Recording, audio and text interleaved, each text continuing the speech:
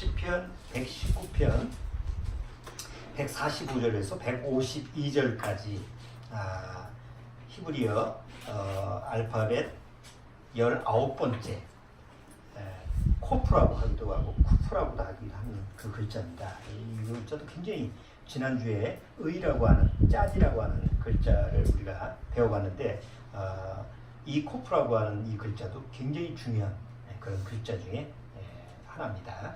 자, 그래서 그런 부분을 같이 한번 본문 내용하고 같이 살펴보도록 할게요.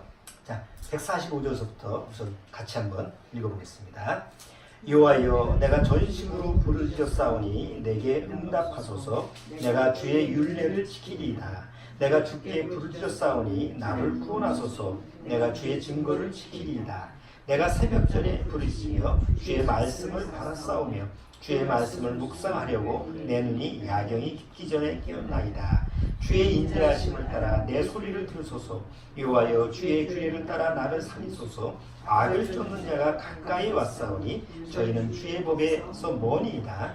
여호와여, 주께서 가까이 계시오니 주의 모든 계명은 진리니이다. 내가 전부터 주의 증거를 궁구함으로 주께서 영원히 세우신 것인 줄 알았나이다. 자, 여기 오늘 145절부터 152절까지 이 내용을 쭉 읽어보시면 이 내용이 무엇을 마음에서 간절히 소망하고 간절히 이렇게 추구하는 게 뭘까요? 지금 이 8절의 구절을 보면 물론 오늘 코프라고 하는 단어에 아주 주제어가 되는 중요한 단어가 나오는 건 아니에요. 그런데 이 8절이 핵심적으로 어떠한 사람이 바로 이런 마음을 가지고 이런 자세를 가지고 하나님 앞에서 살아간다라고 하는 이런 의미를 담고 있어요. 그러면 요 8절이 어떤 사람의 마음, 어떤 사람일까요? 모든 계명의 진리. 그러니까 어떤 사람? 뭘 사모하고 뭘 추구하는 사람? 말씀을 묵상하고 추구하는 사람이죠. 그래서 요 8절은 어떤 사람이냐면 거룩한 사람이에요. 그래서 오늘 코프가 바로 거룩이라고 하는 단어가 이렇게 거룩이라는 여기 여러분 팜플렛 보면 여기 아랫단에 단어가 쭉 나오죠. 여기 카도시라는 게 나오죠. 이 카도시라고 하는 게 거룩함 이런 단어예요. 그래서 굉장히 중요한 단어죠. 자, 그런데 지난주에 우리가 어떤 낱말을 했죠? 어떤 순서로? 짜디죠. 짜디는 무엇을 뜻하는 단어라고 했죠? 의로움, 하나님의 의. 자, 그런데 하나님의 의 다음에 뭐가 나와요? 거룩이라는 게 나와요. 그래서 순서가 거룩이 먼저가 아니고 하나님의 의가 먼저예요. 거룩함을 가지고 의로움으로 가는 건 안 돼요. 그런데 세상에서 가만히 보면 세상 모든 종교나 세상의 도덕이나 다 이런 걸 보면 반대예요. 어떻게 의로워지느냐? 먼저 내가 깨끗해야 된다. 내가 먼저 정결해야 된다. 내가 뭔가 이렇게 내 행실을 깨끗하게 하면 뭐로 갈 수 있다? 의로움으로 갈 수 있다. 이게 세상 방법이에요. 이게 사단의 방법이에요. 근데 히브리어 알파벳의 18번째, 19번째 순서로 보면 먼저 하나님의 의가 들어와야만이 그 다음에 하나님의 거룩함이라고 하는 것이 내 안에 들어올 수가 있는 거예요. 물론 이 두 가지가 다 하나님으로부터 오는 겁니다.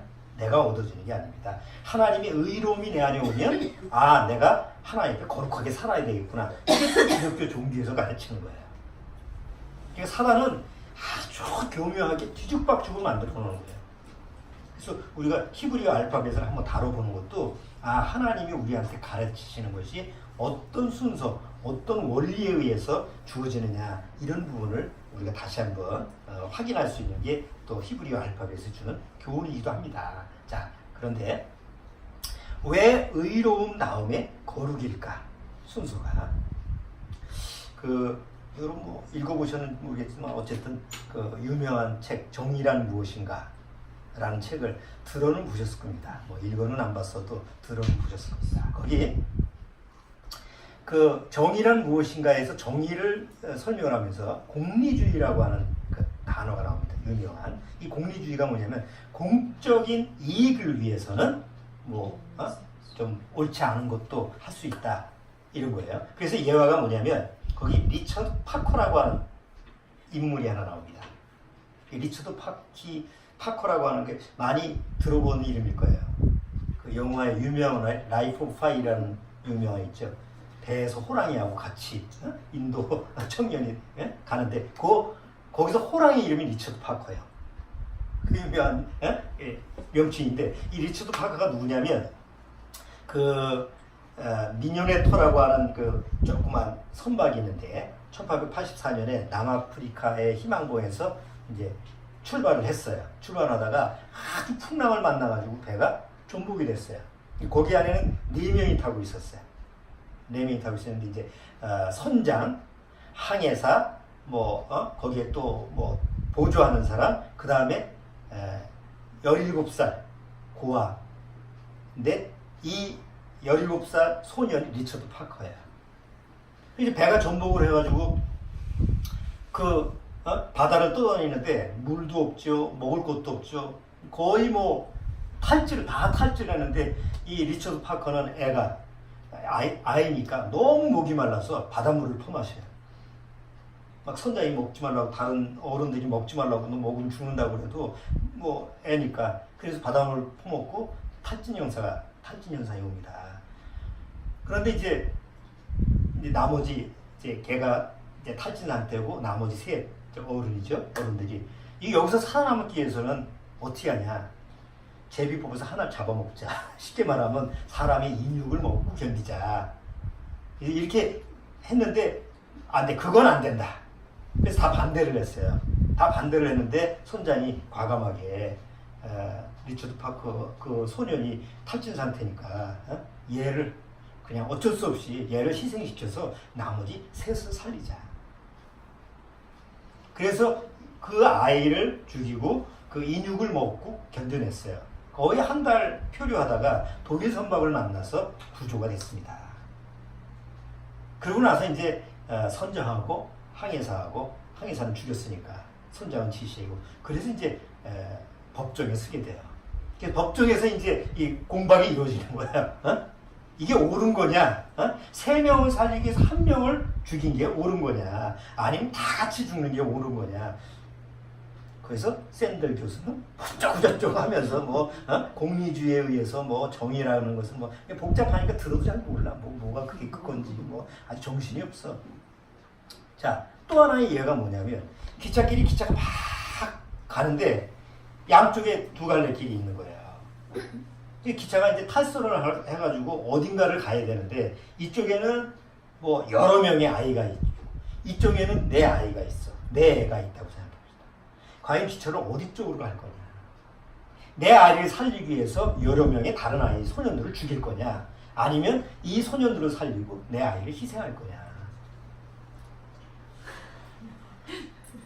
주원이는 어떻게 할 거야?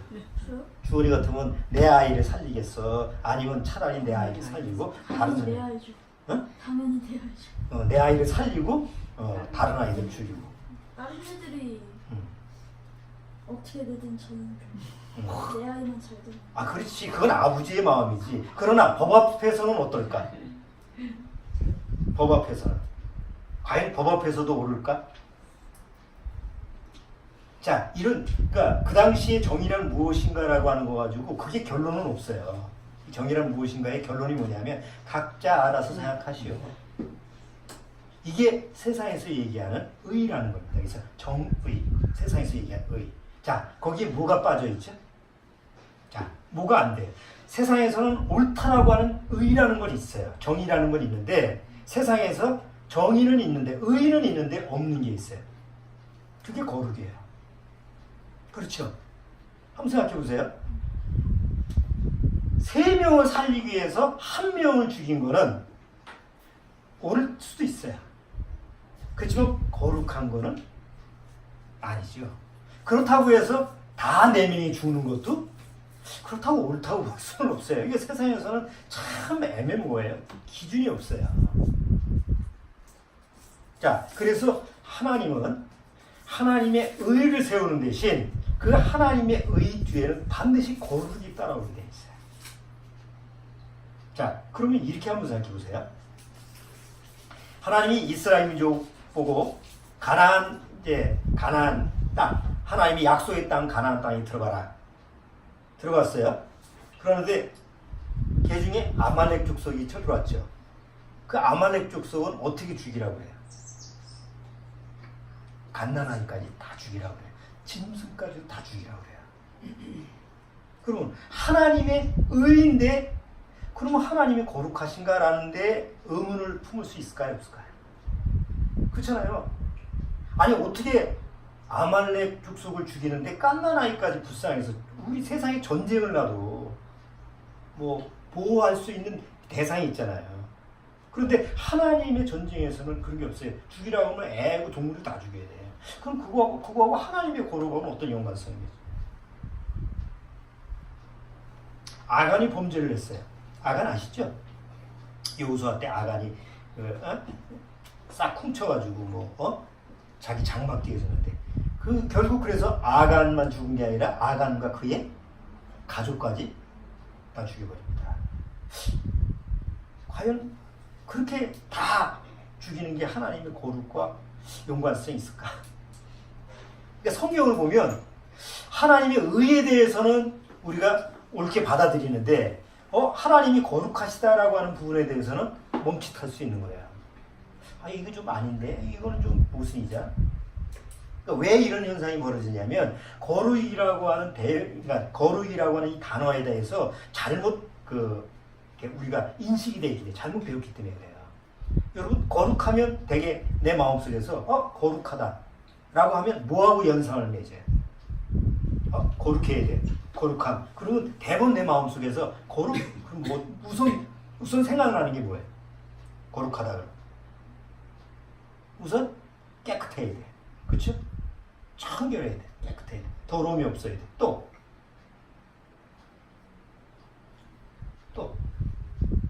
행실이 올바라야 돼.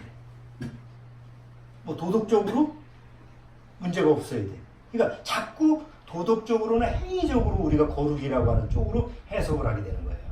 그러다 보니까 성경에서 하나님의 거룩이라고 하는 부분이 만약에 거룩이라는 단어가 신약에서 우리가 읽잖아요. 신약에는 많이 나오거든요. 아니 물론 구약에도 많이 나오는데 거룩이라는 단어를 보면 내가 하나님 앞에서 이거 행실이 이게 내가 이거 뭐 계명도 안 지키고 이런데 이거 이런 식으로 이게 받아들이다 보니까 결국은 거룩이라는 단어하고 나하고는 거리가 멀게 된 거죠. 굉장히 부담스럽고 그야말로 거시기하게 생각한 거예요. 뭐라고 표현할 수 없는데 거룩이라고 하는 하나님 앞에서 내가 의로워졌어. 내가 의인이 됐어. 이거에 대해서는 딱 하나님 앞에 선언할 수 있는데 그러면 당신은 거룩하게 살아갑니까? 당신 안에 거룩함이 있습니까? 라고 하면 멈추는 거예요. 거룩함?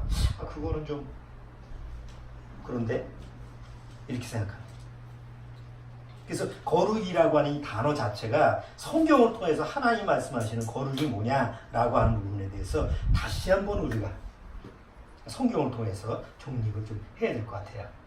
자, 처음에 그러니까 하나님이 아담과 하와를 창조하셨을 때 아담은 죄인이 아니고 의인으로 창조됐죠.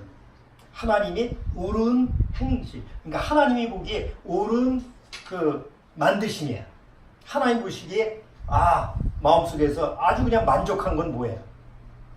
하나님 보시기에 조금도 문제가 없는 거죠. 그래서 완전한 의인이에요.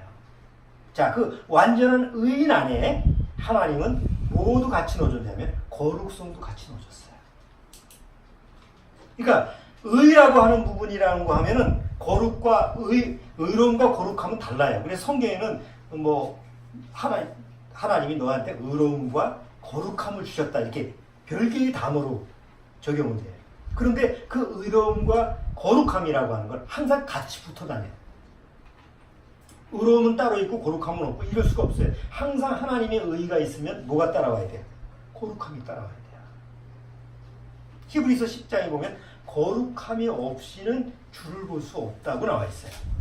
그러니까 그만큼 거룩함이라고 하는 것은 굉장히 구원받은 이후에 반드시 우리 안에 있어야 되는 거죠. 자, 근데 있어야 되는 건데 그게 내가 만드는 게 아니고 내 안에서 자생하는 게 아니라 의로움이 하나님 앞에서 온 것처럼 거룩함도 누구한테 오는 거예요?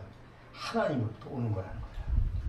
자, 아담과 하와 안에 하나님이 의인으로 아담과 하와를 창조하셨다면 그 안에 모두 같이 왔을까요? 거룩함도 같이 오는 거예요.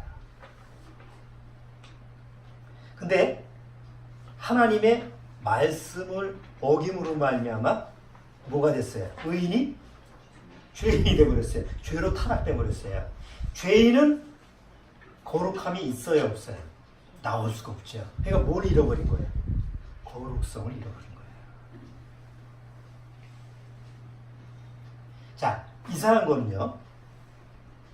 아담 이후에 이제 죄인으로 타락된 다음에 인간 안에는 원래 있었던 거룩함이 없죠. 거룩성을 잃어버렸어요. 근데 원래 그 자리에는 뭐가 들어가야 될 자리냐면 하나님의 거룩함이 있어야 될 자리예요. 있어야 될 자리에 없으면 어때요? 애가 맨날 집에서 막 떠들고 막 시끌시끌 하는데 어디에 캠프를 보냈어. 응? 아무리 애가 있을 때 막 시끄러워도 갑자기 애가 없어지면 뭐가 생겨요? 빈자리가 생겨요. 엄마가 늘 있는데 엄마가 어디 여행을 갔어. 엄마의 빈자리가 있어. 아빠가 뭐 어디 출장을 갔어. 빈자리가 있어. 원래 있었던 자리가 비면 뭐가 있어요? 빈자리가 생겨요. 자, 우리 안에 거룩함이 있었는데 거룩함이 없어지고 잃어버린 다음에 뭐가 생겨요? 빈자리가 생긴 거예요. 왜 옛날에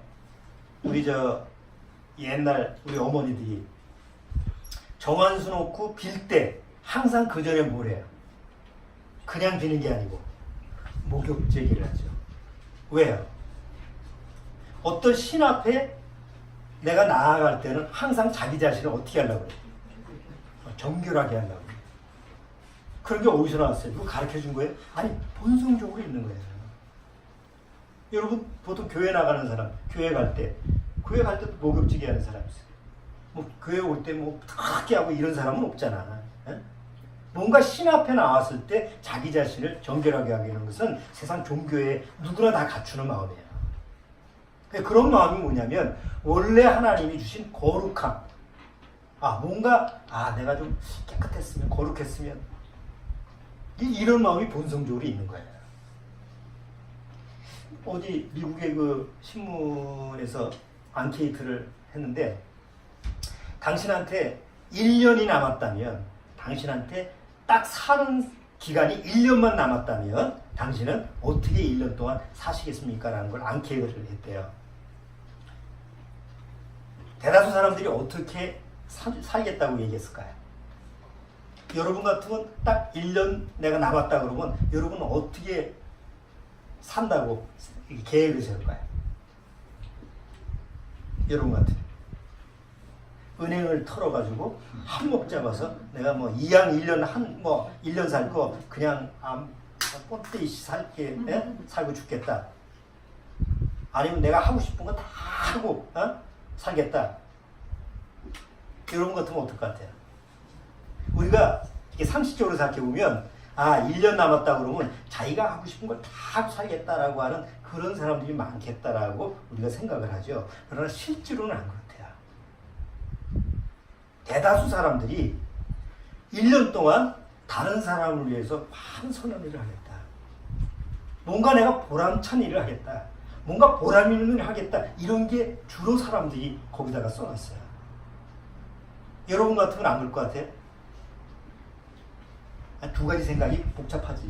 내가 하고 싶은 대로 1년 남았는데 내가 하고 싶은 대로 살지. 이렇게 하지만 사람의 본성은 그렇지 않다는 거지. 그렇죠? 왜 살인범들이, 사형수들이 감옥에 가면요. 사형수들이 감옥에 가면 가장 모범수가 되는 줄 아세요? 우리가 상식적으로 사형수 가면 세상에서 가장 흉악한 살인범이 사형수로 가서 이제 뭐 날짜 정해놓고 너 이제 한 달이면 죽어 하면은 거기서도 막 깨판 치고 이왕 죽을 거 그래야 될 거 아니에요. 근데 사형수가 돼서 배경배 감옥에 들어가면 가장 모범수가 된대요. 건들지를 않아, 사람들도. 아니, 건들 이유가 없으니까. 그 왜 그럴까요? 본연의 모습으로 가는 거야. 야, 남은 기간 어떻게 내가 그래도 죄를 뉘우치고 뭐 어쩌고 저쩌고 해서 뭔가 좀 거룩하게 좀, 이게 사람이 가지고 있는 본성이라고 그래요. 그럼 그런 본성이 어디서 왔을까? 사람의 자손이기 때문에 온 거예요. 원숭이는 그런 게 없어요. 여러분 팜플렛 뒷장을 한번 보세요. 여기 뭐가 나옵니까? 네?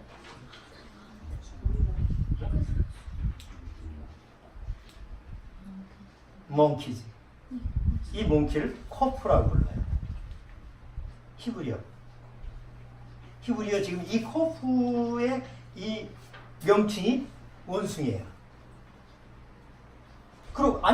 그러면 코프라고 하는 게 무슨 뭘 상징하는 말이라고요? 거룩함. 예? 그러면 거룩함을 상징하는 코프라는 단어가 왜 하필이면 원숭이라고 하는 단어하고 이 히브리 말이 연결이 될까? 다시 말해서 거룩함이 없으면 원숭이하고 같은 존재라는 거죠. 이 코프 글자를 한번 보세요. 이 앞에 이 글자, 여기 코프라는 글자 여기 보면 이 히브리어 22개의 알파벳 중에서 제일 길게 내려갈 수 있는 게 코프예요.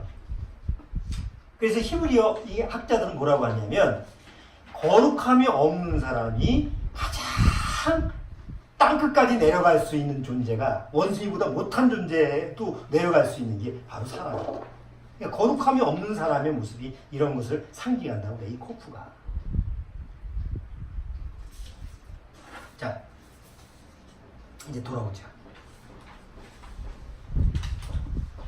하나님의 거룩함이라는 게 뭘까요? 우리가 구약에 보면 거의 300여 개가 있고 신약에도 한 100여 개가 있어. 한 477개가 거룩이라는 단어가 성경에 기록이 되어 있어요. 그러면 굉장히 많은 단어 중에 하나예요. 사랑보다 더 많은 단어가 거룩이에요. 교회만 가면 무슨 타령이에요? 교회 가서 주로 많이 나오는 단어가 뭐예요? 사랑 타령. 찬송을 불러도 사랑, 설교를 해도 사랑, 뭐 교제를 나눠도 사랑, 그냥 다 사랑 타령이야. 근데 거룩이라는 단어를 교회 가서 들어보는 경우가 거의 없습니다. 설교에서도 가끔 나오지 거룩이라는 단어 자체를 크리스찬들이 잘 사용하지 않습니다. 왜? 거북스러운 얘기거든. 그럼 하나님의 거룩함이라는 게 뭘까? 여기 카도시라고 하는 이 단어가 뭐냐면 잘라내다라는 뜻이에요. 잘라내다, 구별하다, 분리하다. 우리가 생각하는 그 도덕적으로 내가 행실을 바르게 하고 뭔가 뭐 죄를 안 짓고 이런 개념하고는 좀 다르죠? 잘라내다는 게 뭐예요? 우리가 저 쓸데없는 거니까, 쓸모없는 거니까 잘라버리자. 그건 나하고 분리시키는 거잖아요. 그러니까 하나님 앞에서 거룩이라고 하는 것은 분리시키는 거예요. 잘라내는 거예요. 자, 처음 거룩이라는 단어가 창세기에 하나님이 6일 동안 창조하시고 제7일 안식일은 뭐예요? 거룩히 구별하셔서 안식하셨더라라는 말이 나옵니다. 거기서 이제 거룩이라고 하는 단어가 나옵니다. 자, 거기서 뭘 구별하신 거예요? 하나님은. 하나님이 뭘 구별하신 거예요? 하나님이 이 세상 모든 걸 다 하나님의 손으로 창조하셨어요. 그리고 완성했죠. 완성했으니까 뭐 한 거예요? 이제는 하나님이 끝을 낸 거예요. 더 이상 보탤 게 없어요. 그리고 하나님이 안식하신 거예요. 그러니까 거룩이라고 하는 것은 더 이상 하나님이 뭐 할 게 없는 거예요. 자, 그 뒤에 거룩이라고 하는 단어가 어디서 나오냐면 출애굽기 3장 5절을 보면 모세가 시내산에 가서 불꽃이 막 불이 일어나는 떨기나무 앞에 가게 됩니다. 거기서 이제 천사가 이제 불꽃을 나게 하는데, 거기서 모세가 막 떨기나무가 막 불이 나는데 타지가 않는 걸 보고 가까이 가려고 보니까 하나님이 모세를 세웁니다. 모세야, 모세야. 더 이상 오지 마라. 그리고 뭘 벗으라고 그래?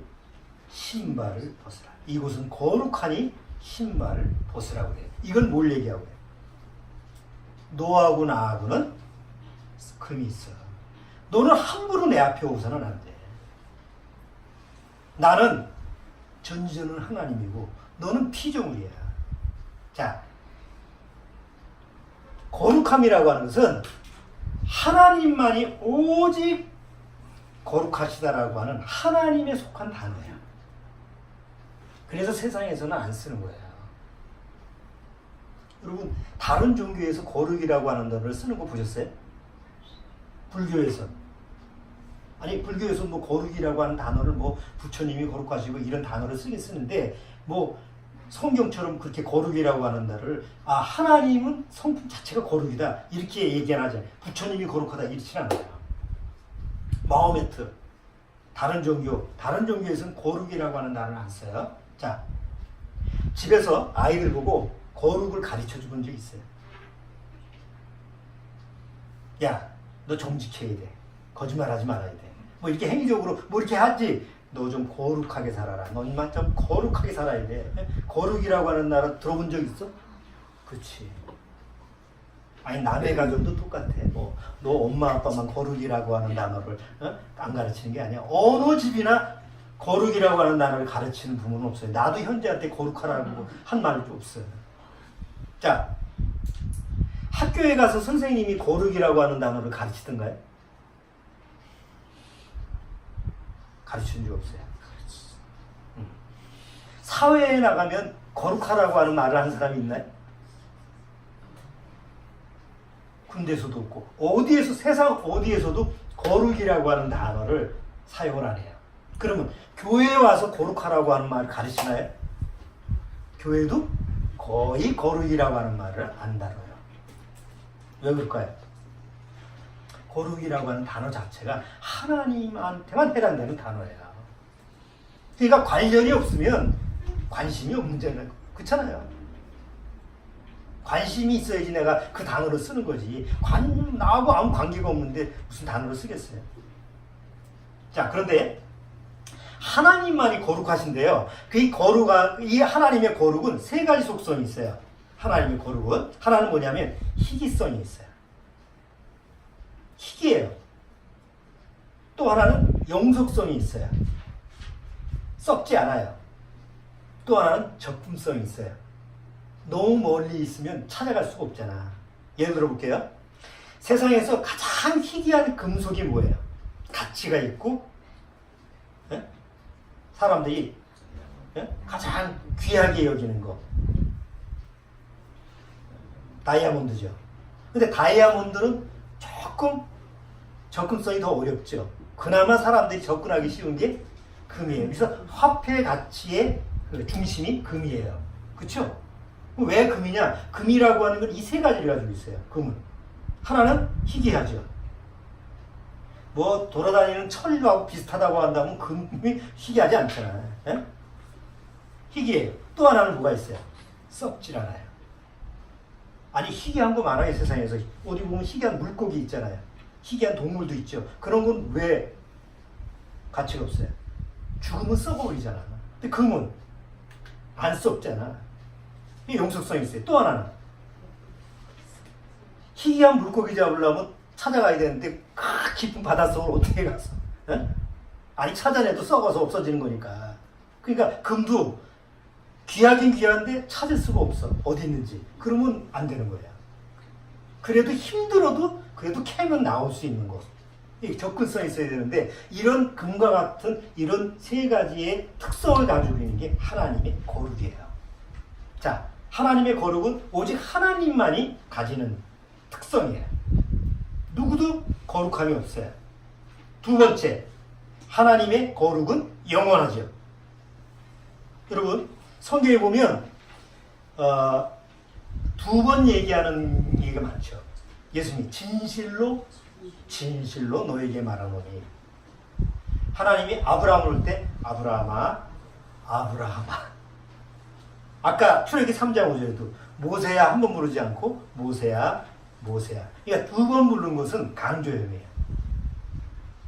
근데 3번 부른 건 2번 부르는 건 강조인데 3번 부르는 건 강조의 강조죠. 그 성경에 3번 단어 반복해서 나오는 건 거룩이라는 단어밖에 없어요. 거룩. 그냥 하나님이 뭐 사람을 부르는 거는 모세야, 뭐 아브람, 뭐 진실로 이렇게 얘기하는데 3번 강조하는 것은 완전하다는 거예요. 그래서 하나님의 거룩을 얘기할 때 뭐 이사야서 6장에도 그렇고 요한계시록에도 막 천사가 찬양을 할 때도 거룩하다 이렇게 찬양할 때 3번을 강조하는 거예요. 그러니까 그만큼 하나님의 거룩은 완전하고 희귀해요. 자, 그런데 그 하나님이 거룩이 완전하고 영원하다 할지라도 가까이 갈 수 없으면 우리하고는 거리가 멀잖아요. 그렇죠? 그런데 성경에는 이런 말씀이 있습니다. 사도행전에 한번 보세요.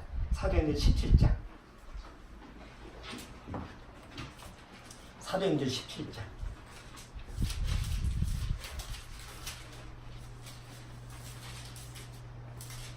자, 사도행전 17장 27절. 사도행전 17장 27절 주원이가 한번 읽어주세요. 이는 사람으로 하나님을 혹 더듬어 찾아 발견케 하려 하심이로되 그는 우리 각 사람에게서 멀리 떠나 계시지 아니하도다. 그는 우리 각 사람에게서 뭐예요?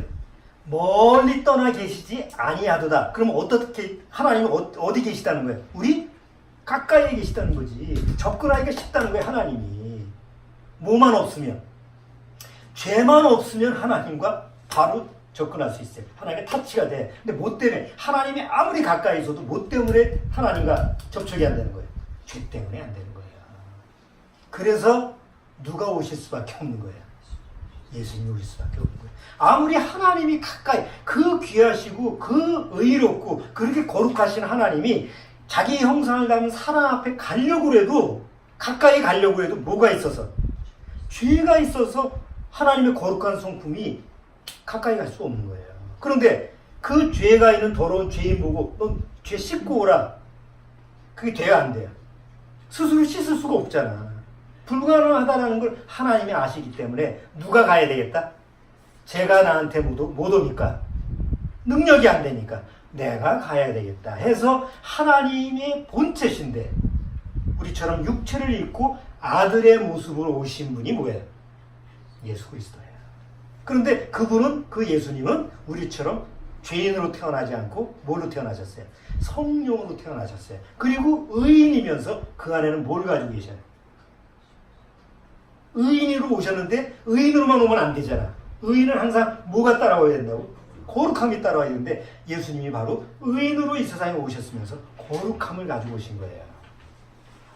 아니, 예수님이 거룩하다고 하는 거 어떻게 알아요? 자, 보세요. 이순신 장군은 의인이죠. 우리나라를 위해서 목숨을 바친 의인입니다. 우리나라만 이순신 장군이 있어요? 다른 나라도 나라를 위해서 짠다르크, 의인 많습니다. 그런 의인들을 의인이라고 하지 거룩하다고 하는 사람은 없어요. 왜요? 거룩하지 않으니까. 마더 테레사 수녀, 하나님 앞에서 참 대단한 의인이야. 그렇지만 뭐는 아니에요? 거룩한 사람은 아니에요. 타인을 위해서 죽은 의인들 많죠. 뭐 전철에서 다른 사람을 구하다가 뭐 의인이거나 뭐 아니면 119 구조대원이나 뭐 이런 의인들 우리 주변에 많잖아요. 의인이지만 뭐는 아니에요? 거룩하다고 하진 않습니다. 자, 예수님이 이 세상에 의인으로 오셨는데 예수님이 거룩하시다라고 하는 것을 증거하는 사람들이 성경에는 있어요. 한번 보시죠. 누가복음 1장.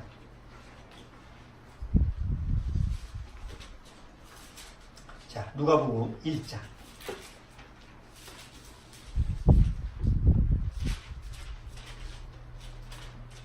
누가복음 1장 35절. 자, 누가복음 1장 35절.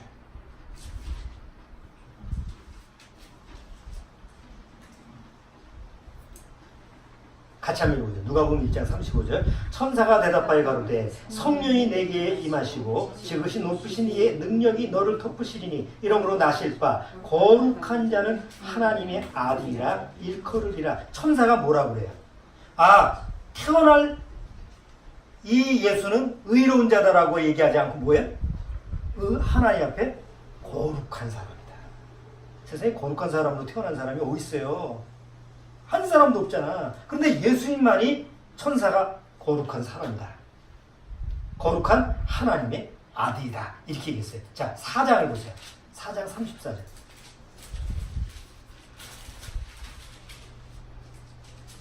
누가복음 4장 34절.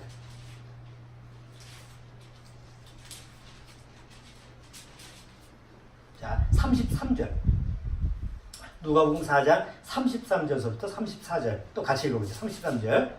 회당에 더러운 귀신 들린 사람이 있어 크게 소리지러 가로되 나사렛 예수여 우리가 당신과 무슨 상관이 있나이까 우리를 멸하러 왔나이까 나는 당신이 누구인 줄 아노니 하나님의 거룩한 자니이다. 누구도 예수님을 거룩한 자라고 해요. 귀신도 귀신조차도 마귀조차도 예수님을 거룩한 자라고 얘기하는 거예요. 귀신은 거짓말 안 한다니까. 괜히 엄한 소리를 더 깎아내리면 깎아내리지. 그렇잖아요? 근데 귀신이 예수님 보고 하나님의 거룩한 자신이다. 여러분, 거룩하다라고 하는 것이 사실은 아까 행위적인 부분이 아니지만 행위가 따라가는 거잖아요. 자, 그렇다면 예수님에 대해서 일거수일투족을 제일 잘하는 사람이 누구예요? 사도들 아닙니까? 같이 살았으니까. 예수님이 방귀 뀌는 것도 들었을 거고, 식사할 때, 여러 가지 말하시는 것 다 일거수일투족을 봤을 때, 그 제자들이 예수님에 대해서 증거를 할 수 있잖아요. 꼭 뒤에 가면 뒤통수 치는 사람이지. 대통령 뒤에 보면 그 밑에서 가장 충실한 아무개가 옛날에 이게 아무개 우리 대통령이 뭘 했다 그러더라. 그래서 문제가 되잖아. 그럼 거짓말 하는 게 아니에요. 감추었던 것을 드러낸 거지. 그럼 예수님도 만약에 우리처럼 허점이 있었고 예수님도 우리처럼 그냥 죄인이었다면 나중에 처음에 살아계실 때는 막 가상적으로 거룩하다고 해도 나중에 죽은 다음에 무슨 소리가 나도 그렇게 나와야 될 거야. 얼마 전에 보니까 예수님도 이상한 영화를 보니까 창녀하고 결혼도 하고 어쩌고 저쩌고 그거는 다 지어낸 얘기지. 성경에 있는 사실만 요한복음 6장.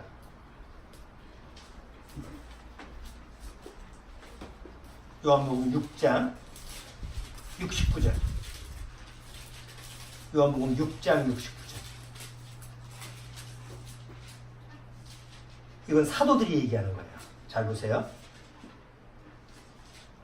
6절. 68절. 6장 68절.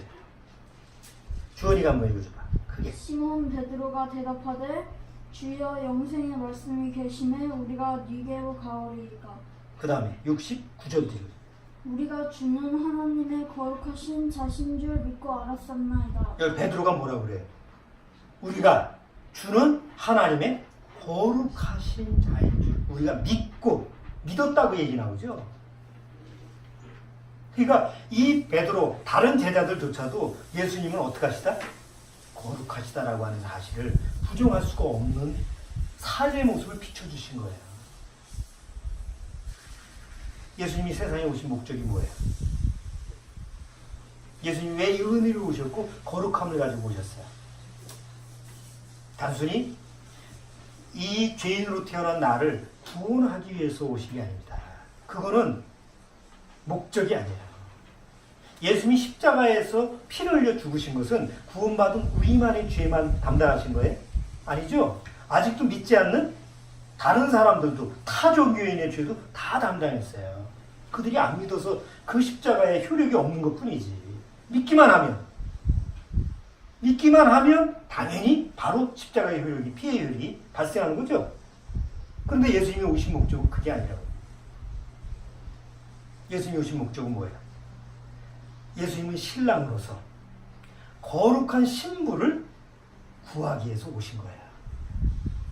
창세전서부터 예비되고 창세전서부터 택했던 그런 거룩한 신부들을 이제 만나러, 이제 대비시키러 이 세상에 오셨는데 뭘 해줘야 돼요? 거룩한 신부를 만들기 위해서는 죄의 문제를 해결해야 되잖아요. 죄인을 의인으로 만들고 그 안에 거룩성, 잃어버린 거룩함을 다시 주시기 위해서 이 세상에 오셨어요. 그래서 십자가에 죽으실 때 나하고 함께 죄에 대해서는 죽고 다시 내 안에 의로움과 거룩함을 주셔서 다시 어떻게 해요? 새 사람으로 바꿔주는 거예요. 뭘 만드는 거예요? 자기 신부를 만들기 위해서 오신 거예요. 그럼 신부를 만들면 결혼식을 해야 돼요? 안 해야 돼요?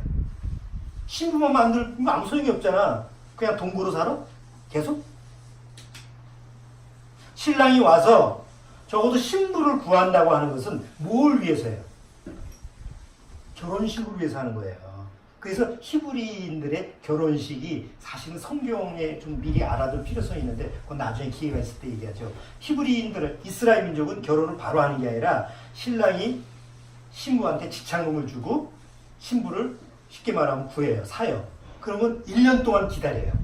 1년 동안 기다렸다가 아버지가 날짜를 정하는 그 양쪽의 부모가 날짜를 정하는 날짜에 신부를 데려와서 결혼식을 해요. 똑같아요. 하나님의 역사가. 예수님이 와서 신부를 구했어요. 뭘로? 지창금을 가지고 구했는데 그 지창금 십자가에 자기 피예요. 그래서 신부가 마련됐죠? 그 다음 뭐가 있어야 돼요? 결혼식 날짜를 잡았어요. 그 결혼식 날짜가 7년대 환란이에요. 7년대 환란 기간에 신부들은 먼저 올라가서 7년 동안 혼인잔치를 하는 거예요. 그러면 그것이 언제인지 모르지만 기다려야 되잖아. 신부들이. 그게 기간이에요. 그 결혼식이 있기 전까지 기다리는 게 지금 우리가 기다리는 거예요. 그리고 신혼여행을 어디로 가요? 혼인잔치 끝나고 나서 7년 환란이 끝나고 나서 천년왕국으로 가는 거 아니에요. 이게 성경에서 이미 하나님이 계획하시는 시나리오라고. 거기에 신부를, 거룩한 신부를 만들기 위해서 누가 오신 거예요? 거룩하신 하나님이 오신 거예요. 그게 예수님이죠. 자, 고린도전서 1장 30절. 고린도전서 1장 30절.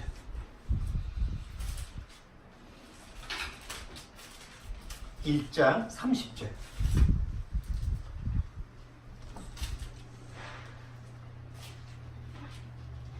자, 1장 30절 이거 같이 읽어보죠.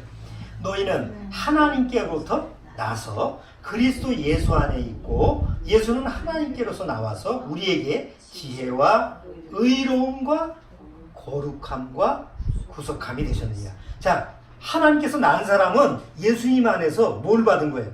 의로움과 거룩함을 받을 것이다, 받았다. 받았다. 그러니까 내 안에는 뭐가 있는 거예요? 이제 구원받았다면 의로움과 거룩함이 있는 거예요. 자, 그럼 이제 성도들이 내가 거룩한 게 뭐가 거룩한 걸까요? 여러분 스스로 한번 보세요. 내가 구원받고 나서 내 행실이 거룩합니까? 내 말이 거룩합니까? 내 생각이 거룩할까요? 여전히 나는 뭐예요? 안 거룩해. 그게 딜레마야. 구원받고 나서도 여전히 아이씨 뭐 성경에는 의로움과 거룩함 뭐 그런데 왜 저기 나는 안 거룩하고 뭐 여전히 옛날보다 더 욕을 더 잘하는 것 같고 옛날보다 더 성질을 많이 내는 것 같고 옛날보다 더 행실을 보면 이렇게 바람직하지 않고 막 왜 그렇지? 그리고 스스로 자기가 자기를 평가할 때는 굉장히 좀 부정적인 평가를 할 때가 많잖아요. 특히 구원받고 나서. 그럼 거룩함이 뭐지? 성도의 거룩함이라는 게 도대체 뭐야? 옛날 구약시대에 이스라엘 민족 앞에서 가장 거룩함을 요구하는 직책이 뭐였어요? 제사장이었습니다. 심지어 제사장은 머리에 금관을 딱 썼는데 금관 이마박에다가 뭐라고 써있어요? 여기 여호와께 성결. 그냥 이게 우리말 표현인데 영어식 표현하면 주께 거룩한 것 이렇게 됐습니다. 주님께 거룩한 것. 그러니까 제사장은 하나님 앞에서 항상 뭘 유지해야 돼? 거룩함을 유지해야 되는데 성공했어요? 실패했어요? 실패했어요. 이스라엘 민족이 가장 패악한 이런 모습을 우리가 구약에서 읽어보면 가장 하나님 앞에서 더러운 모습을 비추는 게 누구였어요? 제사장급이잖아요. 결국 되는 거예요? 안 되는 거예요? 하나님 앞에서 스스로 거룩함을 유지할 수가 없다라는 것을 구약 시대에 보여주는 거예요. 그래서 누가 필요한 거예요? 예수님이 오셨어요? 여전히 제사장들, 서기관들, 율법에 매인 사람들은 하나님 앞에서 뭘 가지고 거룩해지려고 했었어요? 율법을 가지고 거룩해지려고 애를 썼어요. 그리고 조금만 좀 지키면 자기가 거룩한 것처럼 착각을 했어요.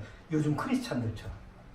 10계명 지키십니까? 다는 못 지켜도 나는 반은 지켜요. 장로님한테 물어보고 9개는 지켜. 하나 못 지키는 게 뭔데요? 탐하지 말라. 이거는 자신 있게 못 얘기하니까. 다 뭐 몇 개는 지킨다고 다 그래. 그걸 자기가 거룩한 걸로 착각을 해요. 예수님 당시에도 그랬어요. 그래서 예수님이 업그레이드를 시킨 거야. 살인하지 말라 하였거니와 난 너희들에게 이르거니와. 나가라 하는 자도 어디에 들어가리라? 미련한 놈이라고 하는 자도 지옥불에 들어가리라. 옛날에 10계명보다 뭐예요? 더 차원이 높은 얘기를 하는 거예요. 미련한 놈이라는 건 쉽게 영표는 얼간이에요. 야, 이 얼간이 뭐 이런 말 많이 하잖아. 이 바보 같은 놈. 뭐 입버릇처럼 하는 거잖아. 에? 뭐 산수 문제 하나 틀려서 이란 밥충이 같은 놈. 이제 쉽게 그 꿀밤 탁 주고 이런 것도 못해. 앞으로는 안 돼. 형사처벌된대. 난 어떻게 되려고 그런지 몰라. 어? 애가 말 안 한다고 회초리를 두면 형사처벌 때린대. 뭔 나라에 우리 유교 더 다른 나라는 몰라. 더도 우리나라의 유교가 기준이 되는 나라였는데 이제는 부모가 자식을 때리는 자체가 형사처벌로 된다고 하면 이제 무법천지가 돼. 이제 안 그래도 말을 지지지 안 듣는데 애들 보세요. 난장판이야. 아유 빨리 올라가야지. 아우 왜 생각만 해도 그냥 등골이 오싹해 세상에. 어떻게 되려고? 아니 그냥 무식하게 애를 패는 걸로 보면 그런 법이 있어야 되겠지만 어디 치우치지를 말아야 되는데 사람이 죄인인지라 치우치기 때문에 이런 문제가 생기는 거예요. 자, 하나님 앞에서 죄인이 거룩해지는 방법은 예수님이 말씀하셨어요. 요한복음 17장 17절에 제가 여러분들이 기억하실 거예요. 하나님의 말씀으로 진리로 거룩하게 하옵소서. 하나님이 아버지께 기도할 때 아버지 저희를 진리로 거룩하게 하옵소서. 뭘로 거룩하게? 진리로. 진리가 뭐예요? 하나님의 말씀이잖아요. 그러니까 구원받고 하나님의 말씀을 읽지 않으면 그 거룩함을 받았다 하더라도 그 거룩함을 누리지 못해. 그 말씀 읽는 것은 선택이 아니에요. 읽어도 되고 안 읽어도 되는 게 아니에요. 구원받으면 계속 하나님의 말씀입니다. 자, 이제 끝으로 마무리를 하죠. 하나님의 거룩함이 내 안에 이루어졌다고 한다면 하나님의 거룩은 세 가지 속성이 있다고 그랬죠. 뭐라고 했어요? 하나는 희귀성. 아무도 가질 수 없는 걸 나는 가지고 있다. 그러니까 어떻게 해야 돼요? 가치 있게 얘기해야 돼. 아니 세상에 내 집에서 무슨 다이아몬드가 하나 있다 그러면 아무데나 이렇게 던져놓지 않잖아. 그리고 애들 보고 공기놀이 시키지 않잖아. 어디다 숨겨놓든지 자기만 보든지 하지. 왜? 희귀하고 가치 있으니까. 내 안에 거룩성이 있다고 한다면 뭘 귀하게 여겨야 돼? 자기 부인이나 남편이나 자식이나 자기가 가진 재물이나 그 어떤 것보다도 하나님 주신 거룩함을 가장 가치 있게 여겨요. 왜? 하나님 앞에 그것이 없으면 주님을 볼 수가 없다고 했기 때문에. 두 번째는 뭐라고 했어요? 항상 영속성.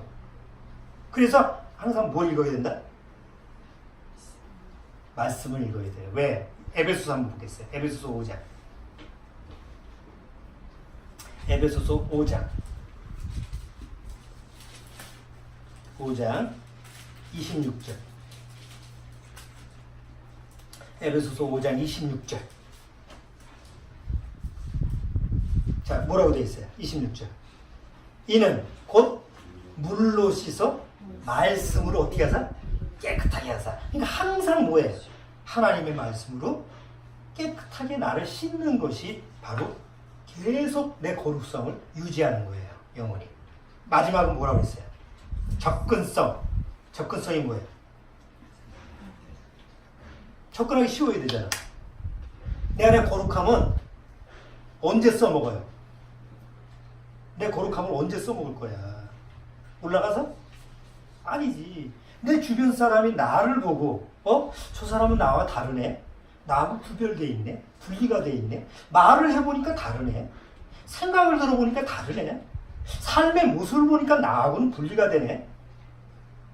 그래서 미움을 받는 거예요. 예수님이 세상에 속하지 안에서 미움을 받은 것처럼 사도들이 너희가 세상에 속하지 아니한 거로 세상이 너희를 미워하는 거예요. 구원받고 거룩하게 산다는 것은 죄를 안 짓고 사는 게 아니에요. 죄를 안 지려고 앉을 수가 없잖아. 뭐하고 사는 거예요? 세상과 선을 긋고 사는 거예요. 그렇게 되면 뭐가 되는 거예요? 미움을 받아. 근데 미움은 받는 게 아니에요. 관심을 받아. 저 사람은 왜 그러지? 말을 들어보면 미운데 그래도 틀린 말은 아니야. 한번 귀담아 들어볼 말이야. 그러니까 지금은 내가 못 받아들여. 나중에 믿을게. 적어도 이 정도는 들어야 돼. 금방 안 따라와도. 거꾸로 야 너같이 믿을 바에 난 안 믿겠다. 이런 말은 듣지 말아요. 적어도 내가 고독함이 있다고. 이 스가랴서 마지막으로 하나만 우리가 볼게요. 하나님이 이 세상을 창조하셨을 때 하나님이 만든 이 세상은 거룩한 세상이에요. 모든 세상의 모든 하나님의 피조물 안에 하나님의 거룩이 다 배어 들어가게끔 만든 게 이 세상이에요. 그런데 아담과 하와가 죄로 타락된 다음에 모든 하나님의 창조는 이 세상에 뭐가 다 들어갔어요? 거룩이 안 들어가고 죄가 들어갔어요. 그래서 하나님이 창조한 이래로 거룩한 세상이 이루어진 적이 있어요, 없어요? 없어요. 아담이 죄로 타락한 이후에 한 번도 거룩한 세상이 되어본 적이 없어요. 그러게 끝나면 하나님 체면이 말이 아니잖아. 그래서 하나님이 1000년 동안 거룩함이 온 세상의 모든 하나님의 피조물에 다 생활까지 딱 되게 만드는 그런 세상을 한번 실현하는 게 하나님의 계획인데 이게 천년왕국이에요. 그래서 스가랴서에 뭐라고 되어 있느냐 한번 보세요. 이것만 보고 우리 마치죠. 스가랴서 14장. 스가랴서 14장.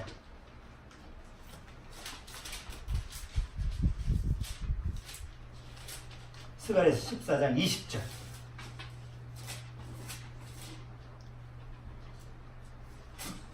자, 14장 20절 같이 보겠습니다. 그날에는 이제 천년왕국이에요. 그날에는 말방울에게까지 여호와의 성결이라 기록될 것이라. 여호와의 전에 모든 소치 제단과 주발과 다름이 없을 것이니라. 이게 뭐냐면 천년왕국 때 말이 방울 하나 달았는데 이 말 방울에도 뭐가 새겨져 있어요? 하나님께 성결이라는, 아니 타고 다니는 말, 짐 싣고 다니는 말 안에까지 여호와께 성결이라는 단어가 써져 있으면 전체가 뭐라는 거예요? 하나님의 거룩이 온 생활 전반에 다 적용된다는 얘기죠. 이게 천년왕국이에요. 그것을 하나님이 실현하시는 거예요. 그리고 그 천년왕국, 거룩한 왕국에 예수님과 함께 왕의 거룩한 통치를 하는 사람이 누구예요? 구원받은 우리라는 거죠. 그래서 제가 늘 얘기하죠. 고작 100년밖에 못 사는 그 죄된 인상에 목숨을 걸지 말라. 성실하게 살아야 돼. 우리가 이 세상에 하나님이 주어진 그 육의 삶이기 때문에 내가 가치 있게 살아야 돼. 그러나 거기에 목숨을 둬서는 안 돼. 진짜 내가 목숨을 걸 거는 천년왕국이에요. 100년이 아니잖아. 1000년을 살 생각. 1000년을 어떻게 살 거냐라는 것을 내 마음속에서 가치 있게 생각해 보세요. 10년도 아니고 100년도 아니고 1000년을 우리한테 앞으로 남아있는 하나님의 비전이에요. 단순히 이건 꿈이 아니에요.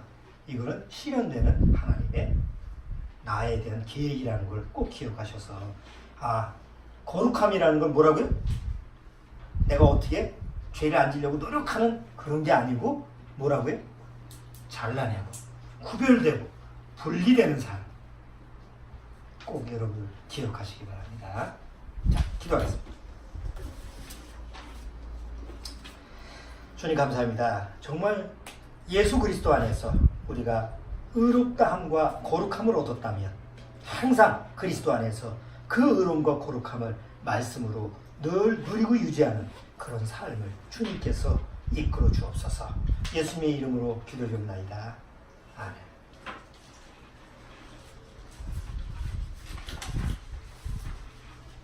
자, 우리 찬송 455장 우리 찬송 한번 보겠습니다.